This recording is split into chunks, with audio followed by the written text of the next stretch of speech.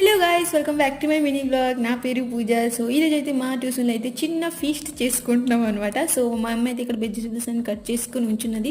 So నేను కూడా onion cut చేస్తున్నాను. కట్ చేస్తున్న అకౌంట్లో అయితే నీళ్ళు అయితే వచ్చేసాయి. అండ్ ఇక్కడ అయితే నేను ఒక చిన్న పురుగు అయితే చూసాను, మీరు కూడా చూడండి గైస్.